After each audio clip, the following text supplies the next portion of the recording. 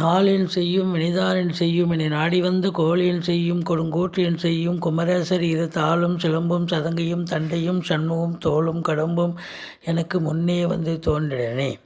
உலகமெங்கும் வாழ்ந்து கொண்டிருக்கும் ஸ்ரீ குபேரன் டிவி நேயர்களுக்கு சைதை ராஜாவின் அன்பான வணக்கங்கள். நாம் இப்பொழுது தமிழ் மாத பலன்கள், மாசி மாத பலன்களை சொல்ல இருக்கிறோம்.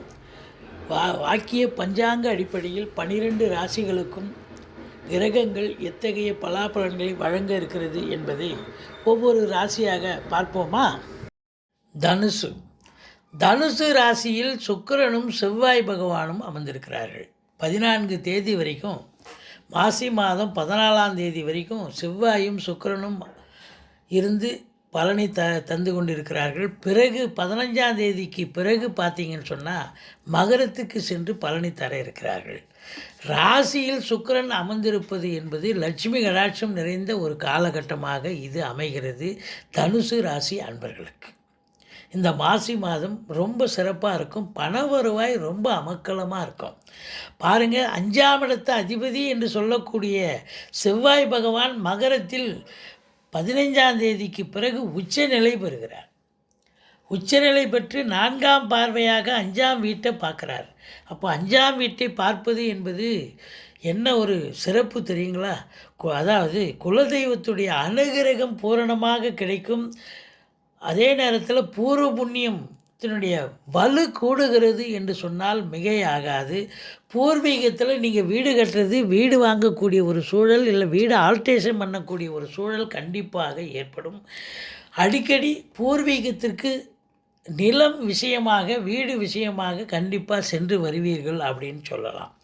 2ஆம் இடம் என்று சொல்லக்கூடிய 2ஆம் இடத்திலும் சுக்கிரன் 15 தேதிக்கு பிறகு இருக்கிறதால லட்சுமி கடாட்சம் நிறைந்த காலகட்டமாக அமைகிறது. பண வருவாய் திருப்திகரமாக இருக்கும். பொருளாதார மேன்மை இருக்கும். கொடுக்கல் வாங்கல் செய்யலாம். கணவன் மனைவி ஒற்றுமை, குடும்ப மேன்மை, பொருளாதார மேன்மை, குடும்பத்தில் சுபீட்சம், அமைதி, நிம்மதி கண்டிப்பாக கிடைக்கும். ஏன் என்று சொன்னால் ஸ்தானாதிபதி என்று சொல்லக்கூடிய சனி பகவானும் ஆட்சி நிலையில் இருக்கிறார். இது மாபெரும் சிறப்பு. இந்த தனுசு ராசி அன்பர்களுக்கு இந்த மாசி மாதம் பொருளாதார முன்னேற்றத்தை தரக்கூடிய ஒரு மாதமாக அமைகிறது.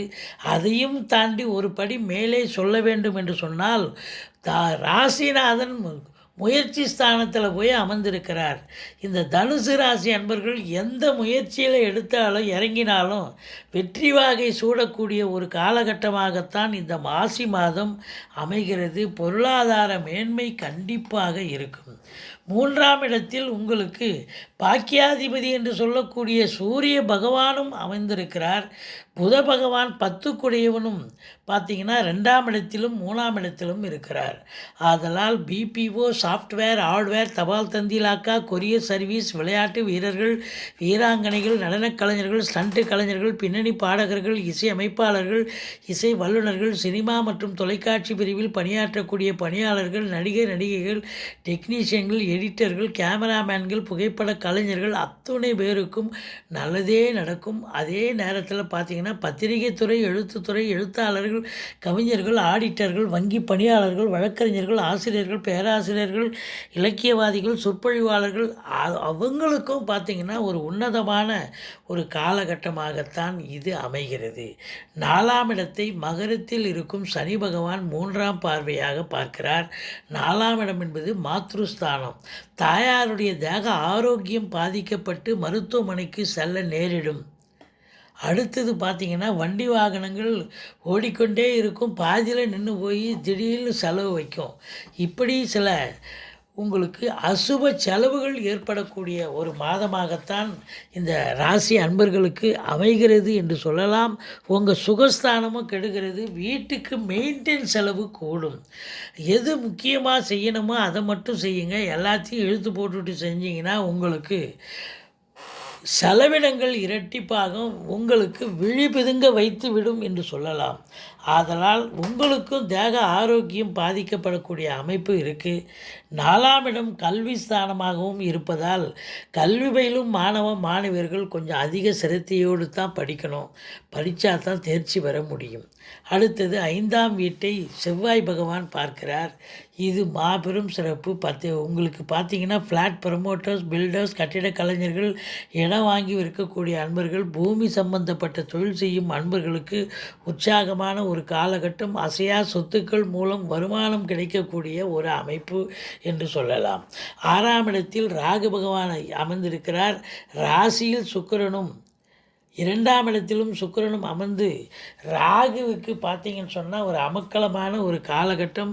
6ல் ராகு இருந்தால் அஷ்டலட்சுமி யோகங்க. இந்த தனுசு ராசி அன்பர்களுக்கு பண வருவாய், பொருள் வருவாய் ஏகப்பட்ட ஒரு நிலையில் உங்கள் நிதி நிலைமை சூப்பராக ஒரு சீராக இருக்கக்கூடிய ஒரு காலகட்டம். அதே நேரத்தில் பார்த்தீங்கன்னு சொன்னால் எதிரிகள் ஓடி ஒளிவார்கள். கடன் சுமை படிப்படியாக குறையும். கடனே இல்லைன்னா புதுசாக கடன் வாங்கிங்க. மற்றபடி பார்க்கும் பொழுது உங்களுக்கு 7ஆம் இடம் என்று சொல்லக்கூடிய இடம் மிகுந்த அற்புதமாக இருக்குங்க. வாழ்க்கையில் என்ன சம்பாதிச்சாலும் என்ன சாதித்தாலும் வீட்டுக்கு போனால் ஒரு நிம்மதி அமைதி கிடைக்கணும். அந்த நிம்மதி அமைதி கிடைக்கிற இடம் எங்கே அப்படின்னா உங்களுக்கு வாழ்க்கை துணை மனைவி கிட்ட இருந்ததாங்க. வீட்டுக்கு போனோம்னாலே உங்களுக்கு ஒரு சிலருக்கு வேப்பங்காயாக கசக்கும். ஆனால் இந்த தனுசு ராசி அன்பர்களுக்கு பார்த்திங்கன்னா 7ஆம் இடத்தை குரு பார்க்கிறதால வாழ்க்கை துணை உங்களுக்கு பக்கபலமாக, உறுதுணையாக, ஆதரவாக, சந்தோஷமாக செயல்படக்கூடிய ஒரு காலகட்டம். கணவன் மனைவி உறவு மேம்படும் அப்படின்னு சொல்லலாம். நட்பு வட்டாரம் விரிவடையக்கூடிய ஒரு காலகட்டம். சொந்தமாக தொழில் செய்யும் அன்பர்களுடைய பார்ட்னர்ஷிப் என்று சொல்லக்கூடிய கூட்டாளிகள் இப்பொழுது ஆதரவாக செயல்படுவார்கள். மொத்தத்தில் பார்க்கும்பொழுது வேலை பார்க்குற இடம், நட்பு வட்டாரம், சொந்த பந்தம் எல்லா இடங்களிலும் உங்களுக்கு ஆதரவு பெருகக்கூடிய ஒரு நிலை என்று சொன்னால் மிகையாகாது. அடுத்தது 8ஆம் இடம். 8ஆம் இடத்தை பார்த்தீங்கன்னு சொன்னால் சுக்கிரனும் செவ்வாயும் சனியும் பார்க்குறார்கள். வரா கடன்கள் வசூலாகக்கூடிய ஒரு காலகட்டம். இன்சூரன்ஸ் பணம் கிளைம் ஆகி கைக்கு வரக்கூடிய ஒரு நிலை. ஒரு சில ராசி அன்பர்களுக்கு வாரிசு இல்லாத குடும்பங்களுக்கு உங்களை வாரிசாக நியமித்து அவங்களுடைய சொத்து பத்து நகை நட்டு லிக்விட் கேஷ் உங்கள் பெயருக்கு மாற்றி எழுதக்கூடிய விபரீத ராஜயோகம் ஒரு சிலருக்கு அமைகிறது. பிறப்பு ஜாதகம் நன்றாக இருந்தால் இந்த கோச்சாரம் உங்களுக்கு சூப்பராக இருக்கும்.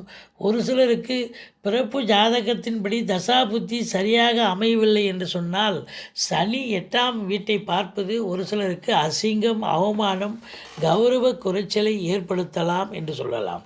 அடுத்தது 9ஆம் இடத்தை குரு பகவான் பார்க்கிறார். 9ஆம் வீட்டு அதிபதி என்று சொல்லக்கூடிய சூரியனும் தன் வீட்டை தானே பார்க்கிறார். ஆதலால் பார்த்தீங்கன்னு சொன்னாக்கா உங்களுக்கு என்ன ஒரு நிலை அப்படின்னு பார்த்தீங்கன்னா 9, 10 குடையவர்கள் இணைந்து இருக்கிறார்கள். இது மாபெரும் சிறப்பு.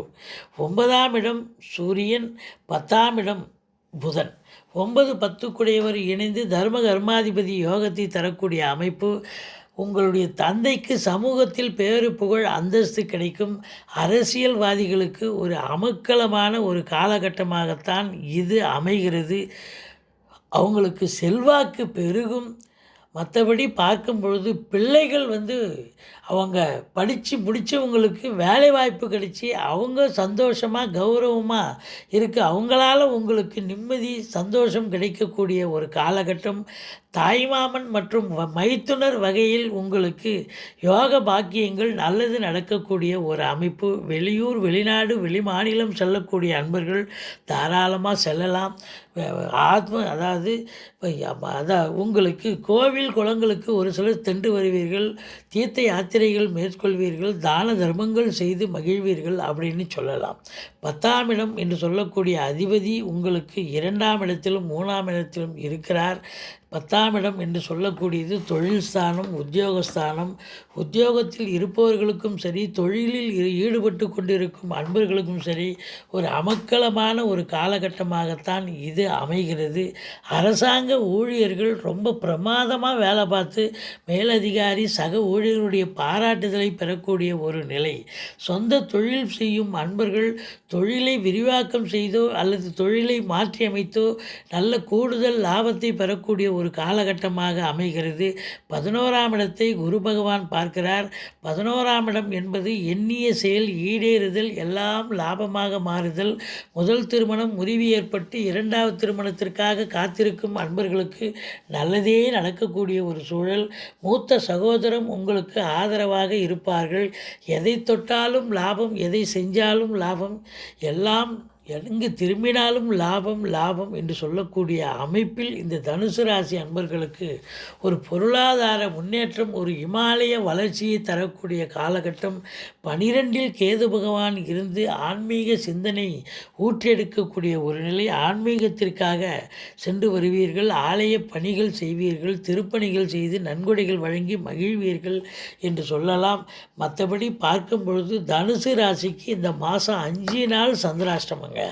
மாசி 2ஆம் தேதி, மாசி 3ஆம் தேதி, மாசி 4ஆம் தேதி மற்றும் மாத கடைசியில் 29, 30 ஆகிய 5 தேதிகளில் சந்திராஷ்டம தினம் வர இருப்பதால் மிகுந்த எச்சரிக்கையோடு செயல்படுங்கள். சந்திராஷ்டமம்னு சொல்லிக்கிங்க. எந்த ஒரு பிரச்சனையும் தலைக்கு வருது, தலைப்பாயோட போகக்கூடிய ஒரு அமைப்பு. கேஷ் டிரான்சாக்ஷன் வச்சுக்காதீங்க. வண்டி வாகனங்களில் செல்லாதீர்கள். இரவு பிரயாணத்தை தவிர்த்து கொள்ளுங்கள். மற்றபடி பார்க்கும் பொழுது இந்த தனுசு ராசிக்கு யோக பாக்கியங்கள் பொருளாதார நிலையில் பெரிய ஒரு முன்னேற்றத்தை, ஒரு இமாலய வளர்ச்சியை பெறக்கூடிய ஒரு காலகட்டமாகத்தான் இந்த தனுசு ராசி அன்பர்களுக்கு கோச்சார நிலை அமைந்திருக்கிறது. மற்றபடி பார்க்கும் பொழுது நீங்கள் வணங்க வேண்டிய தெய்வம் முருகப்பெருமானை வணங்குங்கள், ஈஸ்வரனை வழிபாடு செய்யுங்கள். வாழ்க்கை வளமோடும் நலமோடும் அமையும். ஸ்ரீ குபேரன் டிவியை பார்த்தமைக்கு நன்றிகள். மேலும் இது போன்ற தகவல்களை தெரிந்து கொள்ள ஸ்ரீ குபேரன் டிவியை சப்ஸ்கிரைப் செய்யுங்கள். மறக்காமல் பெல் ஐக்கானை கிளிக் செய்யுங்கள்.